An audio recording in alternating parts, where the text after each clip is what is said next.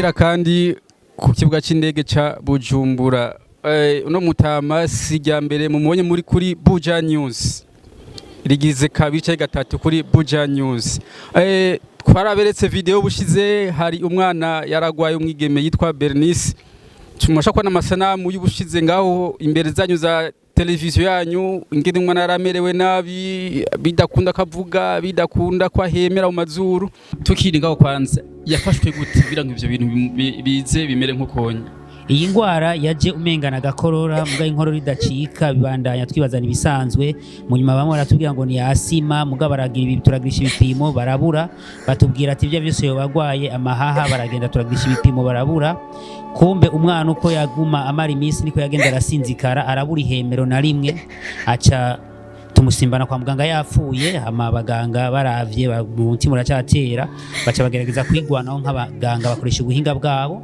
baca mushirako oxygene bomboni yayimazemo iminsi 15 ari yarimwo bariko bariga ikibazo basanga umwana nta ngwara nimwe afise ikibazo afise nico guhema niho baca bafata ingingo ya nyuma kukanyuma yo kumutobora ngaba gashiramo ku gatiyo bamusubije muri block kugira basubire kandi bamukore barabe ko bomukora baca basanga ntivyo okunda baca kwandikira urupapuro rwo kumurungika hanze nimeona Baba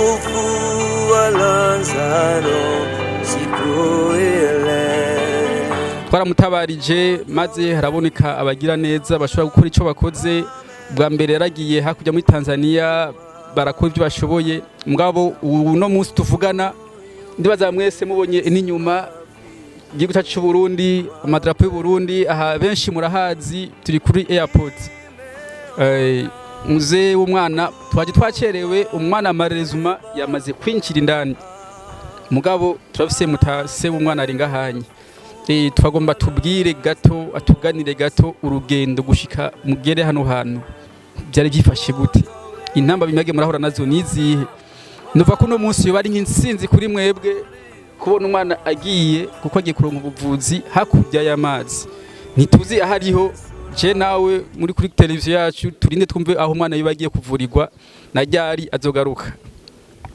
murakoze cyane bamenyesha makuru ndafise umunezero udasanzwe kuko ibihe twari duhitiyemo n'ivyari byoroshe ndashimira cyane kwanza bwa mbere byimva mutima nshimira kwanza mwebwe Buja News nkaca nshimira Buja FM isamirizi yumvirizwa na benshi na PJ Classic FM bashoboye kugerageza himiriza batakambira umwana n'umutiktokeze akomenga mu gihugu cy'u Burundi yitwa Butoyi Angelo akora TikTok ku ntambo mpimbaza mana ku ndirimbo mpimbaza mana rero abo bose nabantu bagize ico bamara kugira tugire kuri ino ntambwe yuno munsi Buja News mwarakoze kudutabariza twaci hacavuka umugwi witwa Fasha Nawe umugwi Fasha Nawe uvutse mu kiganiro cyanyu gica kuri samirizi yanyu cyitwa Fasha Nawe twararonse uburyo butari buke buza gusahiriza ubwo twari twaronse biciye mu ba TikTokers Butoyi Angelo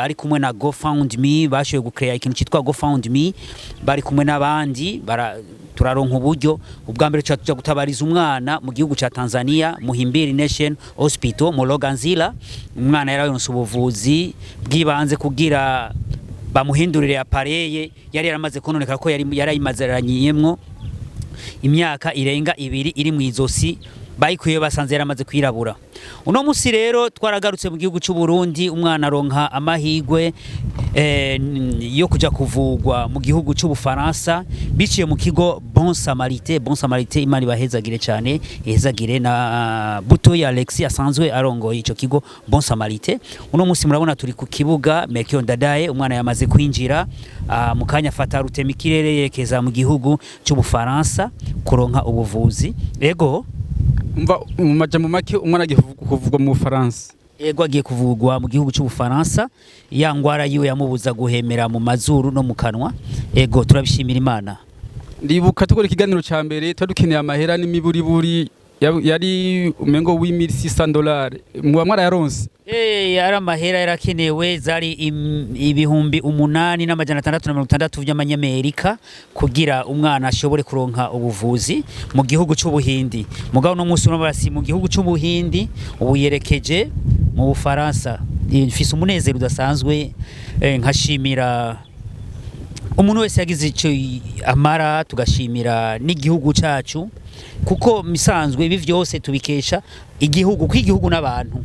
Ego iyi ntambwe tugeze kuno munsi umwana w'igihugu kaja kuronka ubuvuzi tubikesha igihugu cyacu n'umutekano mwiza uri mu gihugu cyacu cy'u Burundi.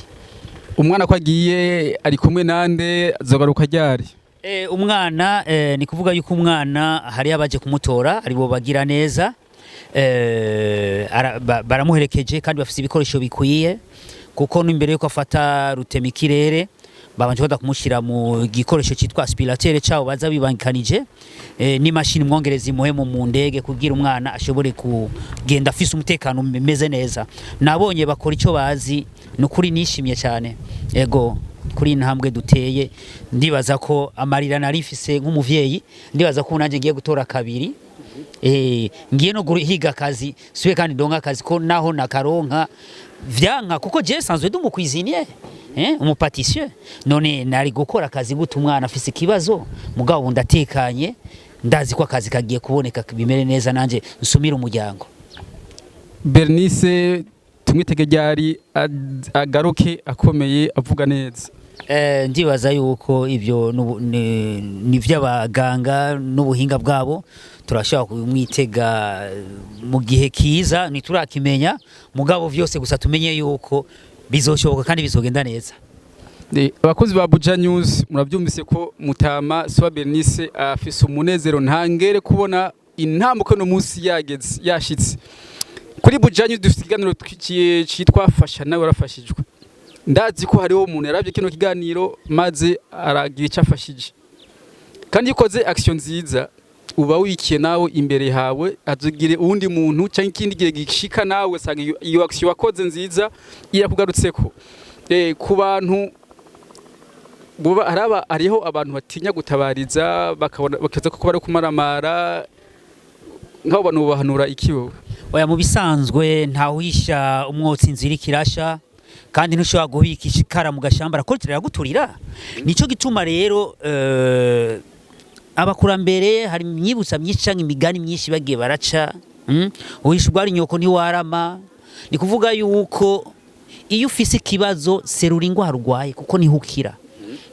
Jewe nari namaze kuba nk'umusazi nca hirya no hino ntabariza kandi kuko ubudugije bwanza ntibakubitako. Tukiraho nyene umwana yaragwaye ikiringo cy'umwaka wose kuki amaze umwaka wose waratabarije mbega abantu bagenda kubwira bagufasha gutabariza bo bakwakira gute kubageze kumira ko benshi bari baranse mbwa mu nyuma bihavura birakunda. Tubwire gato abo bantu ushobora kuja gutabariza ukabasaba ko bagufasha bagutabarize mbwabo ntibumve amaborogo yawe akajambo babwigira ngo nabo aho bari biyumve yuko gufasha umuntu ari mu kibazo nabo azugira ikindi gihe nabo basanga ko barafashwa. Nico gituma rero mvuga ati jewe gutabariza umuntu wese azi ko ategeza gutanga ubufasha abimenye uwo twasavye ntagire icyo atumarira kandi afise mugamenye kuno munsi biriko biraba kuri bajya ejo birashobora kuba kuri hajya kuko n'umwami bavuga ati n'umwami yaratiye urushinge. N'umwami yaratiye urushinge. Turashimira abakozi b'Imana batarenga kuri batatu bashe kugira ico bakoze bumvise nawe kandi uravye n'amashengero yabo ntaratera imbere mugabo ariyumvire baragira ico bakoze. Twaragiye muri bya bishengero bya ndusanga bifise abantu benshi tugaza ngo niho tuzoronka urukiza ahubwo bajumenga baraza agaciro k'amafaranga. Ego mugabo sino bacira imanza Imana yonyene nizo menya ingene batunganya. Nibikubita gashi bamenye ko ishengero ryo kuri nifasha imfuvyi n'abafakazi n'abagowe. Ego ndashimiye Buja FM, nkashimira PJ Classic FM, nkashimira Buja News.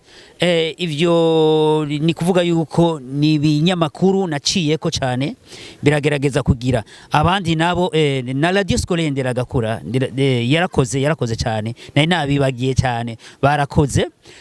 Abandi vraiment kwari ukugara ni iki, nkongera kandi nkashimira umukomedian akomeye nga mu gihugu cy'u Burundi yitwa Kiginki, genda mwita Alfred kuko yarambaye hafi cyane, ndamushimira cyane. Kandi namuze munavuga ati Jean Pierre Papa Bernice yaragushimiye cyane. Ego Buja FM, nkivuga Buja FM cyanumva mu kiganiro Hit Connection DJ Israel yarakoze cyane. Ego n'umuyobozi wa Buja FM. Okay, nashaka abantu nabo bakwankiye bakwimye tubwiye amazina y'abakwemereye kwa bakwankiye nabo niho bavuga nagira biyumve bikebuki. Oya abo banyankiye baca bibwira nabo nyine sino badodurira ko ngako kuko bariho banyimye ibiganiro baranka kugira. Hanyuma nkashimira urufunguzo rwa mbere rwatanguye kwanza kugira dushobore gukanura tumenye ko dushobora gutabariza umwana ku media. Nari namwibagiye cyane, nari namwibagiye African TV, abito ba Flanik, kwa banuru abo ndabashimira cyane, baratakamvye. N'umu TikTokeze nawe nyene yitwa Muvala, dusabe Janine Dusa batazira Muvala, ari hanze nawe nyene, uyo ndamushimira cyane. Ego bakozi babujanyuse mwabyumvise, aho muri hose ni umunezero ntangere kubona umwana agiye kuvugwa. Twitege yuko azogaruka afise amagara meza kuko hakora Imana. Turabashimiye cyane. Namwe murakoze cyane kuba mwashoboye gushika ngaho ku kibuga Melchior Ndadaye kuza kudushigikira. Bigaragara yuko murazi agaciro kakiremwa muntu, kandi kujya mwamye muzokume nuko ni imyaka yose. Ahubwo twifuriza ko mwotera imbere nk'umuzinga, abaza babitura ahubwo baze ku bwinshi nkuko wewe waje, nkuko Tijolo Comedian nari namwibagiye yaje. Abo bose ni kuvuga ko nabantu bagize igikorwa kidasanzwe kugira dushobore kugira aho tugeze. Ego uno mwanya wiyumva gute ko na Bernice afashe indege yagiye kuvugwa mu gihugu cy'Ubufaransa? Uyu mwanya nyene numva umunezero, numva no gushimira Imana cyane kuko ntabwo nari nzi ko ibintu bishobora gushika. Ndashimiye rero bitanze, ndashimiye abanyemesha makuru bagize umutima w'urukundo ko kudushikako no kudutabariza. Mwarakoze cyane, Imana izobibahembere, izobayihereze bwiza. Dusubire inyuma gato, umwana kigwaye umwiheburo warungana gute? Umwiheburo wari munini cyane kuko sinashobora kuryama ntarize kiramisi yose, namanamarira mu maso. Vyamaze igihe kingana gute? Umwana yaramaze imyaka 2 n'amezi 6 agwaye ariko ahemera mwitiyo. Uno musi akaba yagiye aragusize. Abenshi bakunda no kurira abo nyabana babo babasize, wowe ntivyakunze kurira canke wanezero gusa mwinshi bwati nagende ko amanze yivuze maze azagaruka yarakize? Jewe sinashoboye kurira kuko amarira narize ni menshi, umva ko imyaka 2 ari myinshi, kandi rya mwana wanje avuye kure gose, sinayi nkeka yuko shitsi igihe akiriho. Niyo mpamvu ntashoboye gukorora amosozi kuko nararize bihagije. Mu by'ukuri imbere y'ibindi byose turashimira Imana yo mu ijuru, kuko Imana yo mu ijuru niyo tubaye hafi no kutwibira iryo banga, kuko murazi ko iyo umuntu agwajije yiruka mu nzira zitandukanye. Twe bamudushikaniye ikintu ca mbere twarasenze Imana, hama Imana iraduhishurira ko umwana kuriye kujanwa kwa muganga vyihuse. Natwe twihuta kubikora kuko hari benshi baca babona kumenga amasengesho niyo yokora ariko abaganga ukamenga nta kibanza, ariko turavuga tuti tubwiririkanye n'Imana yo mu ijuru, turavuga ati reka umwana itubwiye turashoboka ati umwana aje kwa muganga vyihuta, kandi turashimira Imana yo mwijuru iryo yavuze ko irishikije, kuko yaravuze ko izobigenza neza. Rero kubganje uyu munsi numva mvise umunezero mwinshi udasanzwe, kuko narabwiye Imana ni Imana ntudutetereze. Rero Imana irakoze, ni ivyishimo vyinshi, ngira tuzonezerwa gusumba igihe cyo kugaruka kwa Bernice, kuko Imana yaratubwiye ko atahazoja kandi azokorera Imana. Rero turavyiteze, twiteze kugira neza ku Imana no kuzoyikorera.